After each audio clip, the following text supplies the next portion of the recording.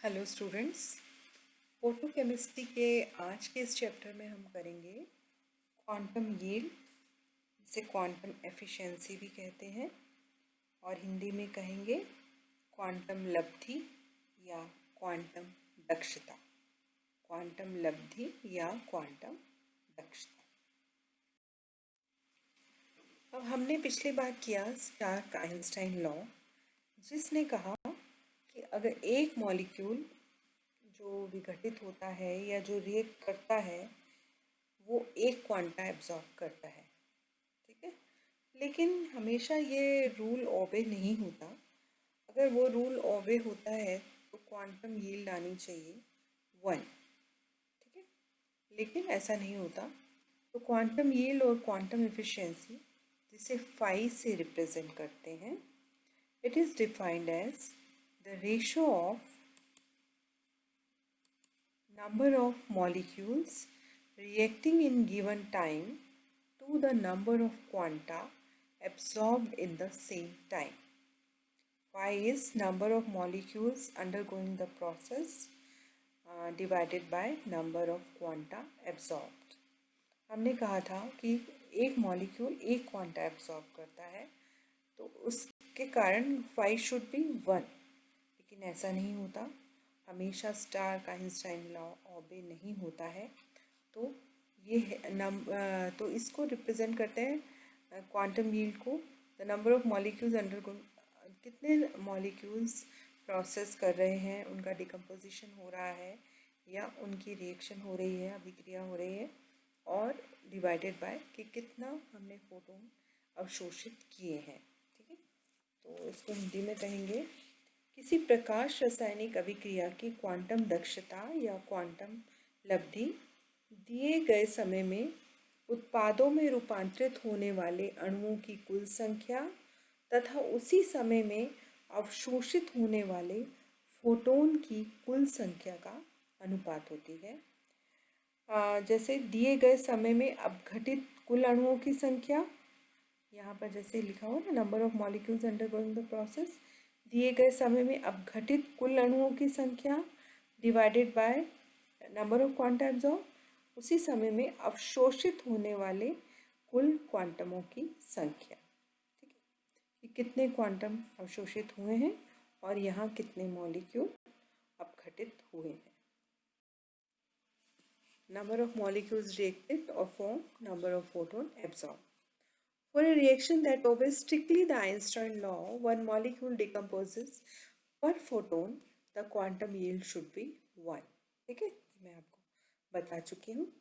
When 2 or molecules are decomposed per photon, quantum yield is more than 1 and the reaction has high quantum yield.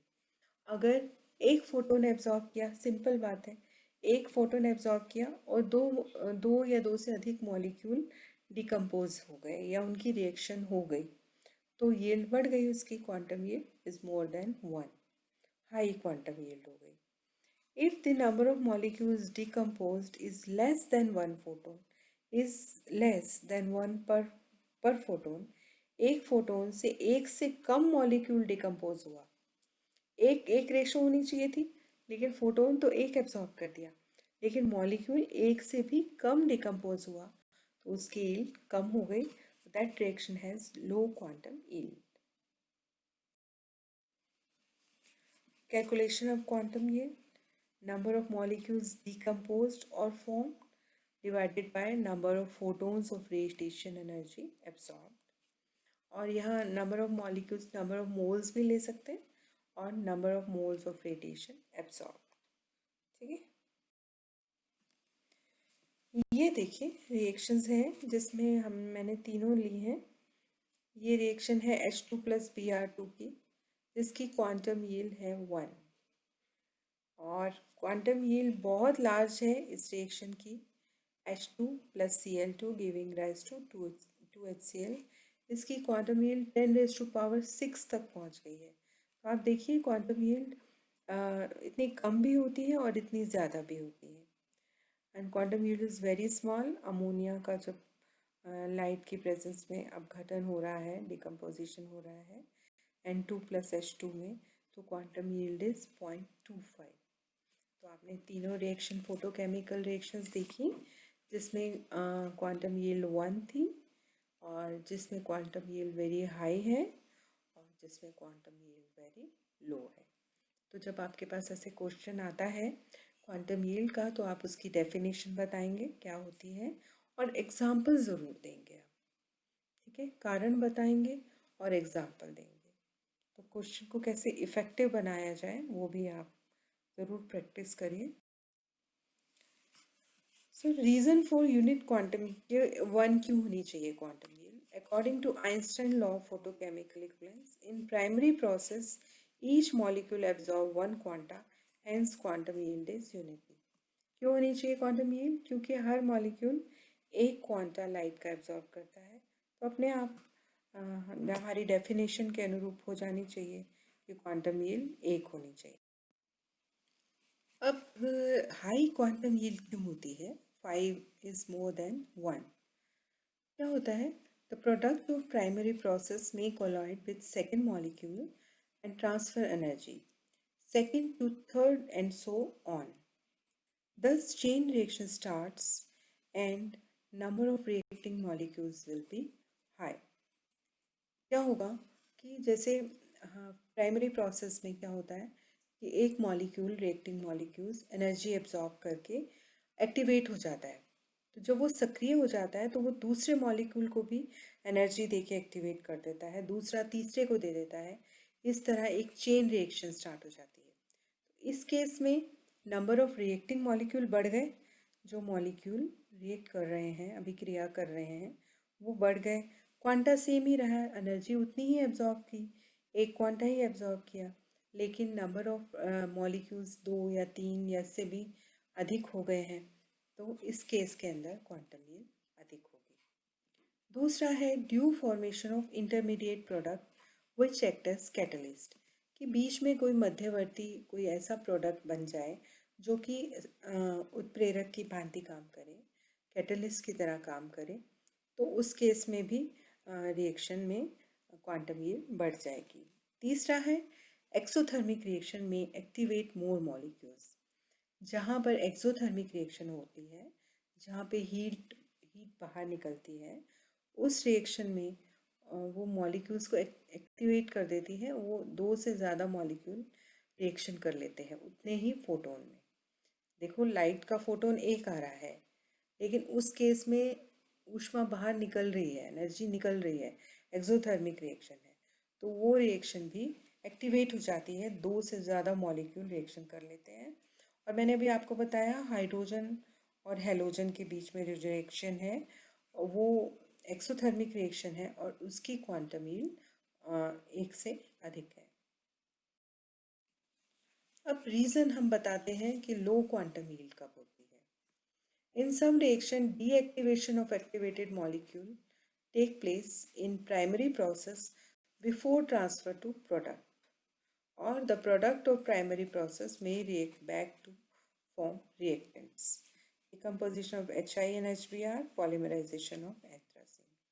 यहाँ क्या होता है कि जैसे first primary process में क्या हो रहा है, रिएक्टेंट और वो एनर्जी को ले रहा है, लाइट को ले रहा है, एक्टिवेट हो रहा है।